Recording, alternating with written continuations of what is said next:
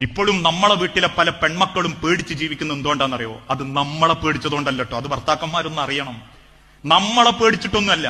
അസാധുക്കൊക്കെ അറിയാം തിരിച്ചു പോയാൽ നോക്കാൻ ആളില്ലാന്ന്. വാപ്പയമ്മയും മരിച്ചോയാലും കൂടിയാണെങ്കിൽ സഹിച്ച് ജീവിക്കും. ഇനി ഞാനിപ്പോ പിണങ്ങിപ്പോയാൽ പടച്ചോൻ എന്റെ അമ്മക്കും ഉപ്പക്കും അതൊരു ദുരിതാവും. അവർക്ക് പിന്നെ ഒരു തീരാ സങ്കടാവും. വാപ്പയമ്മയും വരുമ്പോ മാത്രം പുഞ്ചിരിച്ച് സമാധാനത്തിൽ കുടുംബം നോക്കി അവസാനം പേടിച്ച് വിറച്ചു നിൽക്കുന്ന ആ ജീവിതം ഉണ്ടല്ലോ, കൊമ്പില്ലാത്തതിനെ കുത്തിത്തോൽപ്പിക്കല്, അത് വലിയ ആണത്തൊന്നുമല്ല. നമ്മളെ കൂട്ടത്തിലുണ്ട് അങ്ങനെ കുറെ ആണുങ്ങള്. നാട്ടില് നല്ല വിലയാ, കുടുംബത്തിനും നല്ല വിലയാ.